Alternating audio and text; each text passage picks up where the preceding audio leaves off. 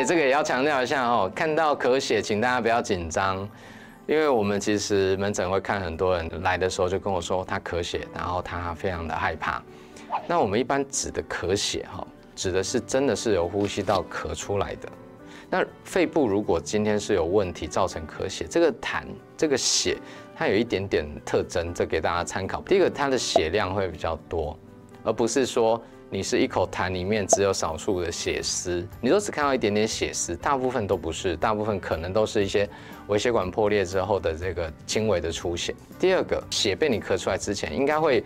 很明显的就是有一个咳嗽，因为有些人会说，他就觉得咽喉、喉咙这个地方好像有痰，那咳出来就有一点点带血丝。那我要在这边讲哈，今天如果是有呼吸道出血的情况，这个血其实是很刺激的，所以大部分会引发蛮明显的咳嗽反应，所以你应该会是先咳嗽，才会带出量比较多的血，这种大部分才是真正呼吸道的出血。我们也有一些其他肺部的疾病有可能会导致咳血，比如说严重的肺炎，肺部严重的发炎，其实也有可能会导致咳血。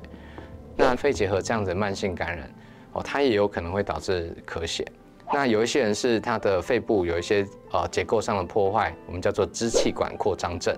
支气管扩张症的病人呢，他的气管其实是不健康的，他有一些气管是扩大的，那结构不正常，它上面的微血管其实很容易受到发炎感染的时候，痰一多，用力的咳嗽就产生出血。所以咳血呢，原因还是很多的，请大家不要看到就觉得很害怕。那重要的是，如果有疑虑的时候，就就医再做进一步的检查。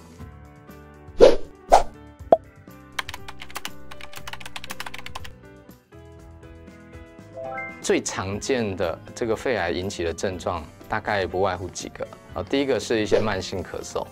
如果他今天有一个肿瘤在肺部，它有压迫到气管或者是侵犯到气管，它导致它会产生咳嗽。这种咳嗽大部分都是会比较持续性的，它不太会是断断续续的，就是说，我今天咳，然后3、5天之后就又不咳，然后1个礼拜只咳个1次。如果有一种持续性的咳嗽，而且它时间是比较长的，我们一般讲超过3周以上都可以算是慢性咳嗽哈。所以如果有一个慢性咳嗽这样子的一个症状，可以考虑到胸腔科做进一步的评估。那我在这边要先再强调，不是慢性咳嗽就是肺癌哦，请大家不要太紧张，因为我们造成慢性咳嗽的原因其实非常的多，包括气喘，包括上呼吸道常见的鼻过敏的这个鼻涕倒流，或是胃食道逆流，这其实也是大部分会造成慢性咳嗽的原因。但是如果真的有咳嗽超过3周，而且咳嗽的严重度是高的，那我还是强烈建议大家可以就医，然后做进一步的评估。有一些人会有一些胸痛或是咳血的症状，那这个都是要看他侵犯到的范围是什么。那也有一些人其实根本就都不是肺部的症状，他可能是因为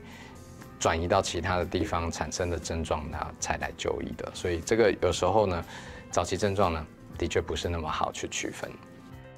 如果你有很多在诊间里不敢询问医师的问题，欢迎留言给我们，我们来替你提问哦。